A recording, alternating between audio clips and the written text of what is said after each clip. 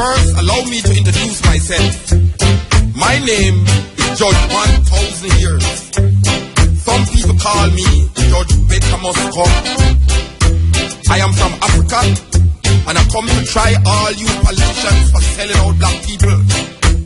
In my court, only Peter, as I am vexed. This is a people's court. Now what you have here today?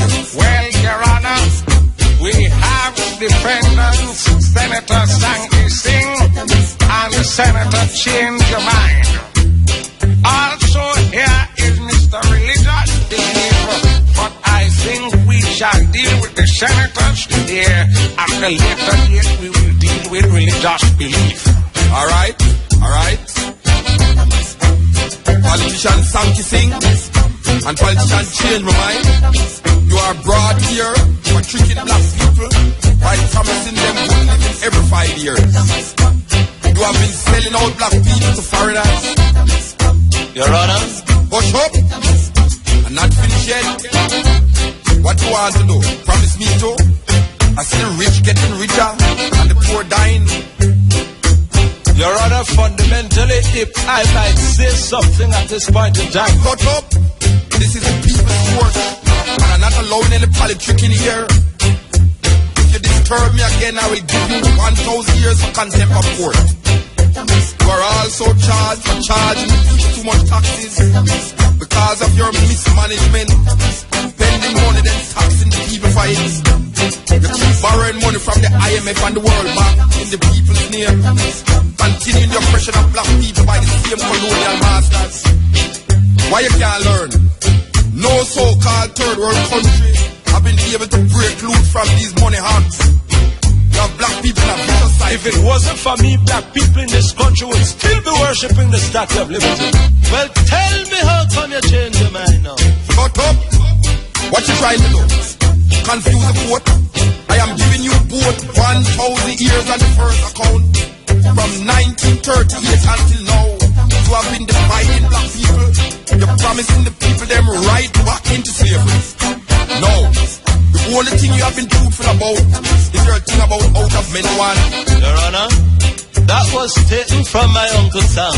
Yes, because there's only one people that clean the street. There's one people that eat out the garbage heap. One people that cut sugar cane.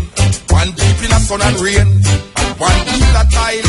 And there's one people that see a collect the Kyle. And speaking of Uncle Sam, I shall also charge you for giving rise to crack and cocaine in this country by killing off the ganja plant that used to help our foreign exchange deficit. I am giving you 1,000 years for the crimes of Anthony Gurley, Godfather Don, and Mr. Crackstone. But, Your Honor, shut up! You should be hanged, but I shall be lenient and give you both 1,000 years. I have been noticing that in your airports, only outgoing passengers are caught with drugs, but never tourists. Yet we don't go cocaine here, but it keeps getting more common and common. But the tourist business is very vital to our national development. Vital? Vital to who? With your all-exclusive hotels? Tourists will soon think that Negroes and next island by itself. You claim that the poor can't take no more, but you're not giving them anything.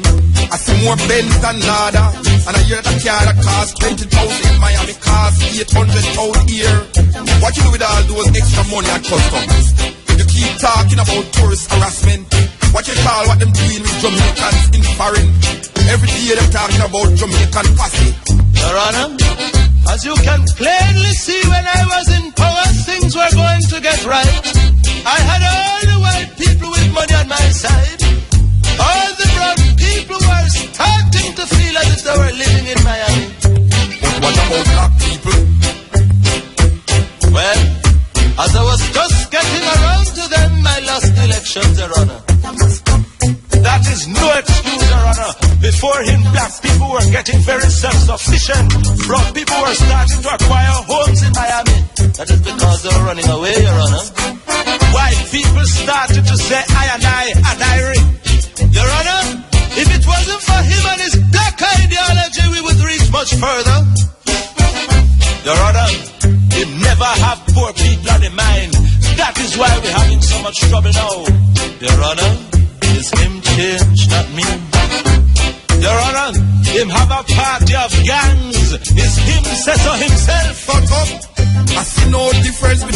both of you both following the same things that has and is still keeping down black people. When you're not in power, Your Honor, it is easy to say this and that. But when you have power, it is very different. A different song you have to sing. I am giving you both another 1,000 years. None of you have the solutions to black people problems. I suggest you read the philosophy and opinions of Marcus Garvey. Study him carefully, then I might just grant your pardon. And another thing, before on the beginning of the sentence, both of you should visit arcades and see how poor women run business from nothing. Let the domestic helpers show you how to use $130 to feed a family of 6 for 1 week. Now take them away. Go